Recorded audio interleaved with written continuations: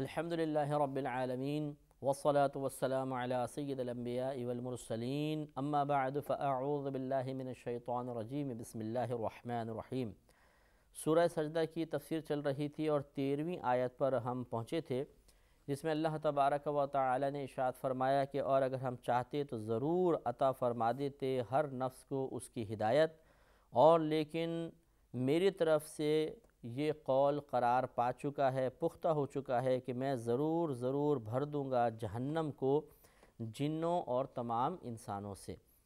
یعنی گویا کہ اللہ تبارک و تعالیٰ نے اس میں ارشاد فرمایا کہ اللہ تبارک و تعالیٰ کے لیے کوئی بات مشکل نہیں ہے کہ سب کو ہدایت یافتہ بنا دیتا اور داخل جنت فرما دیتا، لیکن اس کی مشیت یہی ہے کہ وہ چاہتا ہے کہ ہمارا امتحان لے، اور اس کے لیے اس نے ہمیں کچھ اسباب ایسے عطا فرما دی جس سے آخرت بہتر بنتی ہے، کچھ اسباب ایسے عطا فرمائے جو آخرت کی تیاری کے راہ میں رکاوٹ ہوتے ہیں۔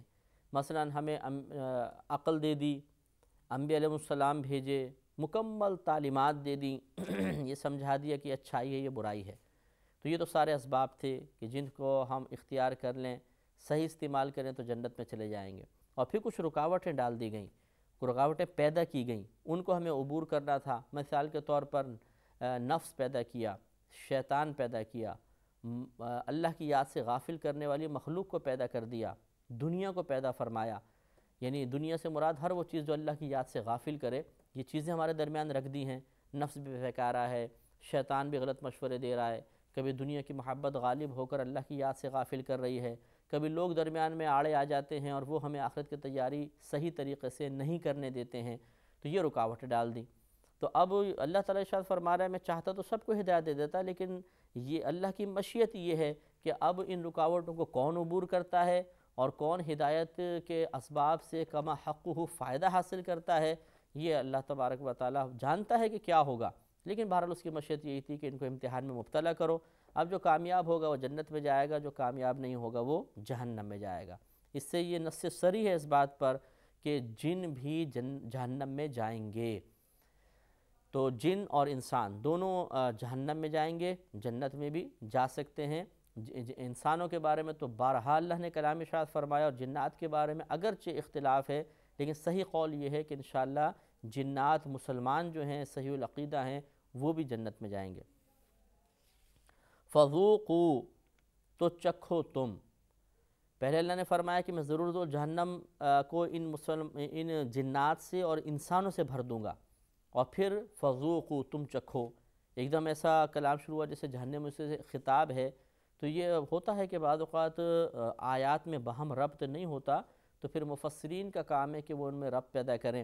تو گویا کہ اب پہلے اللہ نے یہ ارشاد فرمایا کہ میں انہیں جہنم میں ڈالوں گا، تو جہنم کے فرشتے اب ان سے یہ کہیں گے فَذُوقُوا، تو تم چکھو، بِمَا نَسِیتُمْ لِقَاءَ يَوْمِكُمْ هَذَا، اب تم یہ عذاب چکھو، یہ بدلہ ہے اس کا جو تم بھول چکے تھے اس موجودہ دن میں اپنے رب کی ملاقات کو، یا اس دن کی حاضری کو تم بھول چکے تھے، اس کا بدلہ ہے، اس کو چکھو، اب عذاب بھگتو۔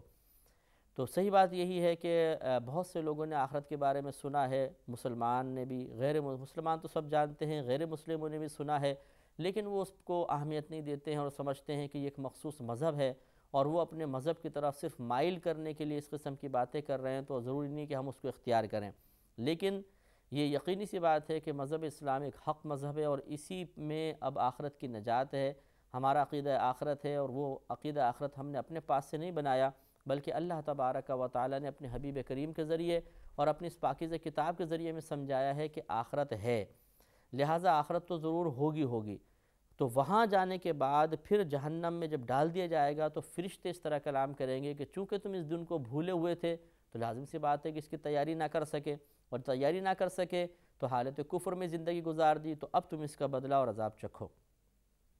اِنَّا نَسِینَاکُمْ، بے شک ہم نے تمہیں چھوڑ دیا، یعنی اس کا لفظی ترجمہ بے شک ہم نے تمہیں بھلا دیا، تو یہ اللہ کی طرف منسوب کرنا بھول کا مناسب نہیں ہے۔ تو جیسے انہوں نے اس دن کو بھلا دیا تھا، تو اللہ تبارک و تعالیٰ اس دن میں انہیں چھوڑ دے گا۔ وَذُوقُوا عَذَابَ الْخُلْدِ بِمَا كُنْتُمْ تَعْمَلُونَ، اور تم چکھو ہمیشہ کا عذاب اس کے بدلے میں جو تم کرتے رہے تھے۔ جو عمل تم کر رہے تھے، جو کام تم کر رہے تھے، اس کا بدلہ ہے کہ اب تم ہمیشہ ہمیشہ کا عذاب چکھو۔ اس سے معلوم ہوا کہ یہ کہنا کہ جی عمل کی کوئی اللہ کی بارگاہ میں اہمیت نہیں ہے، یہ غلط ہے۔ عمل کی بہت اہمیت ہے، اچھے کی بھی برے کی بھی۔ اچھے عمل کی اہمیت ہے درجات کی بلندی اور اللہ تعالیٰ کی رضا کے حصول کے اعتبار سے، اور برے عمل کی اہمیت ہے اللہ کی ناراضگی، اس کی گرفت کے اعتبار سے۔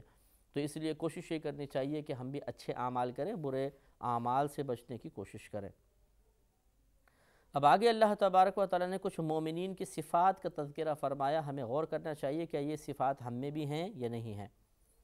ارشاد ہوتا ہے کہ انما یؤمن بآیاتنا الذین اذا ذکروا بها خروا سجدا وسبحوا بحمد ربهم وهم لا یستکبرون، اور محض ایمان رکھنے والے ہماری آیات پر ایمان وہی رکھتے ہیں وہ لوگ کہ جب ذکر کیا جاتا ہے یا یاد دلائی جاتی ہیں انہیں یہ آیات، خروا سجدا تو وہ سجدے میں گر پڑتے ہیں، وَصَبَّحُوا بِحَمْدِ رَبِّهِمْ اور اپنے رب کی پاکیزگی یا رب کی تسبیح بیان کرتے ہیں، وَهُمْ لَا يَسْتَكْبِرُونَ اور وہ تکبر نہیں کرتے۔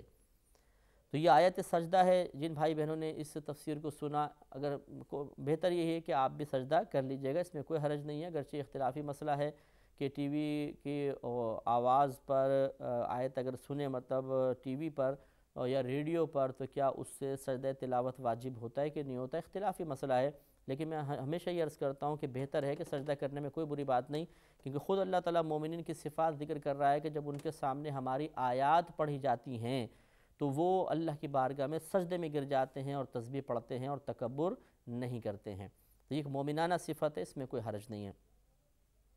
مزید صفات ذکر فرمائیں کہ تتجافا جنوبہم عن المضاجع، ان کی کروٹیں، ان کے پہلو، ان کی خوابگاہوں سے جدا ہوتی ہیں، یعنی رات میں اٹھ کے نماز پڑھتے ہیں، چاہے وہ تہجد کی نماز ہو، چاہے وہ صلاۃ اللیل، رات کے ویسے نوافل ہوں، وہ اٹھ کے پڑھتے ہیں۔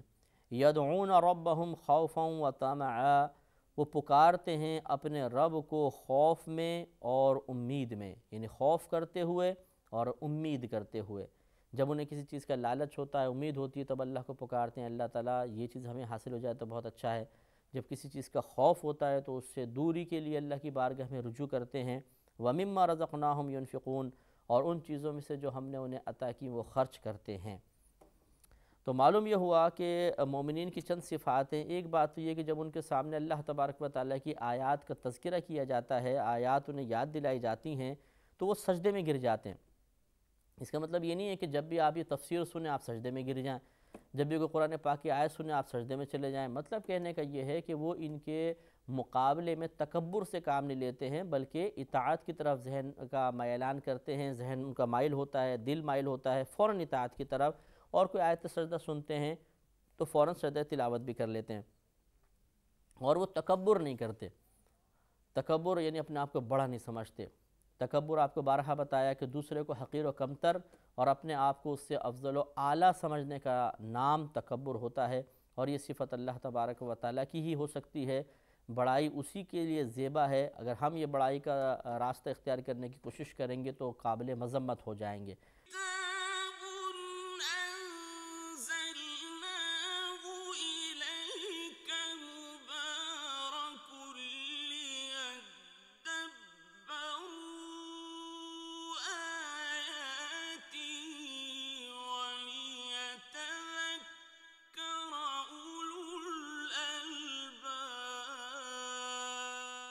تو اس لیے تکبر جو نہیں کرتا اس میں گویا کہ ایک مومنانہ صفت موجود ہے، اور یہ اپنے رب کو ان کے پہلو خواب گاہوں سے جدا ہوتے ہیں، اور جب یہ رات کو اٹھ کے نمازیں پڑھتے ہیں تو اپنے رب کو خوف و امید کے درمیان پکارتے ہیں۔ تو کیا ہم بھی ایسا کرتے ہیں کہ نہیں کرتے؟ ہمیں اس پہ غور کرنا چاہیے۔ تو ویسے تو پورے سال ہی یہ کام ہونا چاہیے کہ ہم اٹھ کے نمازیں پڑھیں، لیکن کم از کم نبی کریم صلی اللہ علیہ وسلم کی حدیث پاک پر غور کریں کہ آپ نے ارشاد فرمایا کہ جس نے عشاء باجماعت پڑھی اور پھر صبح فجر باجماعت پڑھ لی تو اللہ تبارک و تعالیٰ اسے پوری شب عبادت کا ثواب عطا فرماتا ہے، یہ ثواب ہی حاصل کر لیں۔ اسی طرح رمضان کے اندر سحری کے لیے اٹھنا ہی ہوتا ہے تو پورے رمضان ہم تہجد آرام سے پڑھ سکتے ہیں۔ اس کے علاوہ بھی عادت بنانے کی کوشش کریں کہ رات میں کبھی آنکھ کھل جائے فجر سے پہلے تو اٹھ جائیں فوراً. ضروری نہیں ہے کہ آپ روزانہ ہی تہجد پڑھیں. یہ غلط خیال ہے کہ جس نے تہجد شروع کر لی وہ کبھی چھوڑ ہی نہیں سکتا, روزانہ پڑھے. یہ بہت اچھا ہے, نور علی نور ہے, لیکن اگر آپ کی پابندی نہیں ہے, استقامت نہیں ہو پاتی, جب آنکھ کھلے اپنے 2 رکعت نماز پڑھ لیجئے, تو انشاءاللہ ایک مومنانہ صفت کا اظہار ہوگا اور اللہ تعالیٰ اس سے خوش ہوتا ہے. اور وَمِمَّا رَزَقْنَاهُمْ يُنْفِقُونَ, اور ان چیزوں میں سے جو ہم نے انہیں عطا کی وہ خرچ کرتے ہیں. تو خرچ کرنا اللہ کی راہ میں یہ بھی ایک مومنانہ صفت ہے. لیکن اس پہ ہم بارہا کلام کر چکے ہیں کہ کون سا پیسہ خرچ کرنا چاہیے, کون سا نہیں, کس مقام پہ خرچ کرنا چاہیے, کس مقام پہ نہیں, کس طریقے سے خرچ کرنا چاہیے, کس طریقے سے نہیں. اس کا علم سیکھنا بہت ضروری ہے. اگر نہیں سیکھیں گے تو اللہ کی راہ میں دینے کے باوجود بعض اوقات جہنم مقدر ہو جاتی ہے, اور بعض اوقات اللہ کی راہ میں نہ دینے کی وجہ سے انسان قابل گرفت ہو جاتا ہے, اور بعض اوقات نہ دینے کی بنا پر اس کے درجات بلند ہو جاتے ہیں. تو یہ سب کچھ علم کا تقاضا کرتا ہے کہ آدمی کے پاس وسعت علمی ہونی چاہیے. اسی لیے ہم بارہا یہ سمجھاتے ہیں کہ کبھی بھی آپ دینی لحاظ سے کوئی پیسہ خرچ کرنا چاہیں کسی بھی مقام پر, تو بہت اچھا ہے کہ کسی صاحب علم سے مشورہ کر لیجئے کہ ہم اس مقام پہ پیسہ خرچ کرنا چاہ رہے ہیں, کیا یہ درست ہے, کیا یہ جس انداز سے ہم دینا چاہ رہے ہیں یہ درست ہے. تو بہت بہتر آپ کو مشورہ مل جائے گا, اور اس طرح آپ کی نیکی ضائع نہیں ہوگی, انشاءاللہ ثواب مکمل حاصل ہو جائے گا. فَلَا تَعْلَمُ نَفْسٌ مَّا أُخْفِيَ لَهُم مِّن قُرَّةِ أَعْيُنٍ, تو کسی جان کو یہ بات معلوم نہیں کہ جو آنکھ کی ٹھنڈک اس کے لیے چھپا رکھی ہے. یعنی جو اللہ نے نعمتیں تیار کر رکھی ہیں جس سے اس کو دیکھ کے آنکھیں اس کی ٹھنڈی ہوں گی. آنکھیں ٹھنڈی ہونے سے مراد دل سکون پائے گا, طبیعت میں فرحت اور نشاط پیدا ہوگا, وہ کسی بھی نفس کو, کسی جان کو معلوم نہیں. اللہ تعالیٰ تو جانتا ہے, یا اس کی عطا سے اس کے حبیب کریم صلی اللہ علیہ وسلم نے باقاعدہ اپنی آنکھوں سے ان نعمتوں کو ملاحظہ کیا, اور نبی کریم کی وسیلہ جلیلہ سے, اللہ کی عطا سے اور نبی کے ذریعے و سبب سے یہ اکابر اولیاء اعظام اور علماء اور بعض فقہا کو بھی اللہ تعالیٰ جو اللہ کی بارگاہ میں مقرب ہوتے ہیں, وہ مناظر دکھائے جاتے ہیں کہ آخرت میں کیا کیا ملے گا. بہرحال اللہ نے آخرت میں ہمارے لیے بہت کچھ تیار کر رکھا ہے, اور اس سے ہماری آنکھیں انشاءاللہ برود قیامت ٹھنڈی ہوں گی. اور بخاری کی روایت بھی اسی طرف اشارہ کرتی ہے. نبی کریم صلی اللہ علیہ وسلم نے ارشاد فرمایا کہ اللہ تبارک و تعالی نے اپنے نیک بندوں کے لیے ایسی ایسی نعمتیں تیار کر رکھی ہیں کہ نہ کسی آنکھ نے ان کو دیکھا, نہ کسی کان نے ان کے بارے میں سنا, نہ کسی کے دل میں ان چیزوں کا خیال گزرا. یعنی ایسی نئی نئی چیزیں اللہ تعالیٰ پیدا فرما کے اللہ نے جمع کر کے رکھی ہوئی ہیں کہ جن کی نظیر اس دنیا میں نہیں مل سکتی ہے. وہاں جائیں گے اور دیکھیں گے تو عقل حیران ہو جائے گی. اللہ سے دعا ہے کہ اللہ تعالیٰ ہم سب کو اس مقام پر جا کر ان نعمتوں سے لطف اندوز ہونے کی توفیق عطا فرمائے. لہذا ارشاد فرمایا کہ نہیں جانتی کوئی بھی جان کہ کیا چھپایا گیا ہے یا کیا چھپا کر تیار رکھا ہوا ہے ان کے لیے آنکھوں کی ٹھنڈک میں سے. جزاء بما کانوا یعملون, یہ بدلہ ہے اس کا جو وہ کرتے رہے تھے, جو عمل وہ کرتے تھے اس کا بدلہ ہوگا.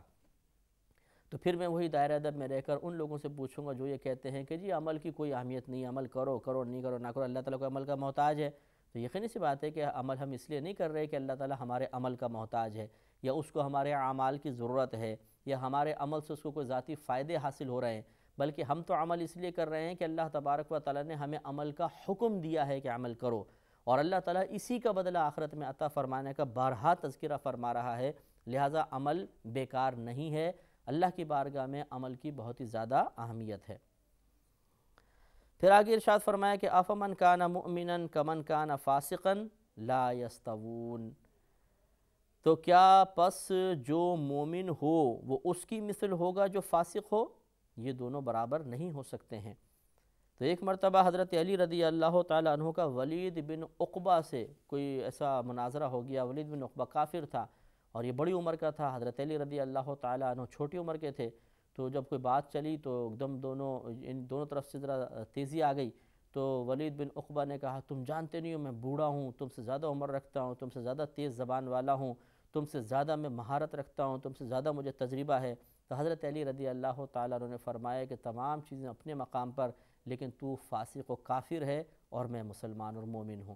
یعنی گویا کہ آپ نے سمجھا ہے کہ تیری یہ جزوی فضیلتیں تجھے مجھ سے بلند نہیں کر سکتی، اصل اللہ تعالیٰ کی بارگاہ میں درجات کی بلندی اور اس کی بارگاہ میں تقرب کا معیار کفر اور ایمان ہے۔ جو جتنا کافر ہوگا وہ اتنا ہی دور ہوگا، اسے اتنا ہی تقرب حاصل نہیں ہوگا، اتنا راندہ درگاہ ہوگا، اور جو مومن ہوگا وہ اللہ کی بارگاہ میں اتنا ہی مقبول ہوگا۔ تو پھر اللہ نے اس پر یہ آیت نازل فرمائی کہ کیا پس جو مومن ہو وہ اس کی طرح ہوگا جو فاسق ہو؟ ویسے فاسق کہتے ہیں گناہ کبیرہ کرنے والے کو، لیکن جب لفظ فاسق مومن کے مقابلے میں بولا جائے گا تو اس سے کافر مراد ہوگا۔ تو ارشاد فرمایا کہ کیا پس جو مومن ہو اس کی مثل ہوگا جو کافر ہو؟ لا یستوون، یہ دونوں برابر نہیں ہو سکتے۔ مومن اعلیٰ درجہ رکھتا ہے اور کافر ادنا درجہ رکھتا ہے۔ میں دائرہ میں رہ کے پھر یہ عرض کرتا ہوں ان سادہ اور بھولے بھالے مسلمانوں سے جو بڑے بھول پن میں آ کے سوال کرتے ہیں کہ ذرا یہ تو بتائیے، اگر ایک کافر ساری زندگی انسانیت کی خدمت کرتا رہا، اس نے کروڑوں ڈالر لوگوں غریبوں کے اندر تقسیم کر دیے، تو کیا وہ جنت میں نہیں جائے گا؟ کیا وہ جہنم میں جائے گا؟ اللہ تعالیٰ نے اس آیت میں واضح طور پہ اس کا جواب دیا ہے کہ مومن مومن ہوتا ہے، کافر کافر ہوتا ہے، دونوں کبھی برابر نہیں ہو سکتے ہیں۔ تو ایسا کیسے ہو سکتا ہے کہ مومن جنت میں جائے اور کوئی کافر حالت کفر کے باوجود جنت میں چلے جائے؟ یہ دونوں برابر نہیں ہو سکتے ہیں، ایک جنت میں جائے گا اور دوسرا ضرور جہنم میں جائے گا۔ اما الذین آمنوا وعملوا الصالحات فلہم جنات المأوى نزلا بما كانوا یعملون۔ سبحان اللہ، پھر وہی بیان ہے، وہی تکرار ہے، اسی طرف بار بار توجہ دلائی جا رہی ہے کہ بہرحال وہ جو ایمان لائے اور انہوں نے نیک اعمال کیے، پس ان کے لیے جنات المأوى، مأویٰ کہتے ہیں ٹھکانہ، ٹھکانے کے باغات ہیں، یعنی رہائش کے لیے ان کے لیے باغات ہیں۔ نزلاً، یہ مہمانی ہے، اللہ تعالیٰ کی طرف سے ایک انعام ان کے لیے تیار کر رکھا گیا ہے، بما كانوا یعملون، اس سبب سے جو وہ کرتے رہے تھے۔ تو یہاں پر بھی آپ یہ دیکھیے کہ اللہ تبارک و تعالیٰ نے ایمان اور ایمان کے بعد عمل کو اہمیت دی کہ ایمان بھی ہو اور پھر عمل ہو تو اللہ تبارک و تعالیٰ جنت میں داخلہ عطا فرمائے گا، جہاں پر بڑی نعمتیں ہیں، تو یہ ان کا بدلہ ہے جو دنیا میں وہ نیک عمل کرتے رہے تھے۔ اس سے معلوم یہ ہوا کہ صرف ایمان لانا کافی نہیں ہے، جیسے عمل سے راہ فرار اختیار کرنے والوں نے اپنے متبعین کو اپنے دام تزویر میں پھانس کر ان کا ذہن بنا دیا کہ جی بس ایمان لے آئے مسلمانوں کافی، اب نماز پڑھنا کوئی ضروری نہیں ہے، علم سیکھنا کوئی ضروری نہیں ہے، بس ہمارے آستانے پر آؤ اور نذرانہ دیتے رہو، ہماری جیبیں بھرتے رہو، تم جنت میں چلے جاؤ گے۔ بالکل غلط ہے۔ نبی کریم صلی اللہ علیہ وسلم سے بڑھ کر کوئی مرشد نہیں، نبی کریم سے بڑھ کر کوئی پیر نہیں، نبی کریم صلی اللہ علیہ وسلم سے بڑھ کر کوئی شیخ نہیں۔ آپ کی حیثیت صحابہ کرام میں اگر طریقت کی روشنی میں دیکھی جائے تو بالکل ایسی ہی تھی جیسے ایک شیخ ہوں، ایک بڑے پیر صاحب ہوں اور ان کے بہت سارے مریدین ہوں۔ آپ ذرا کوئی ایک مثال بتا دیجئے کہ نبی کریم صلی اللہ علیہ وسلم نے صحابہ کرام کو نذرانوں کے اندر پھنسا دیا ہو کہ نذرانے لا کر دو اور میں تمہیں جنت دیتا جاؤں گا، حالانکہ وہ تو مالک کائنات ہیں، اللہ کی عطا سے جنت عطا فرما سکتے ہیں، لیکن اس کے باوجود یہ طریقہ اختیار نہیں کیا، تو ہمیں اس پر بھی غور کرنا چاہیے۔ وآخر دعوانا ان الحمد للہ رب العالمین۔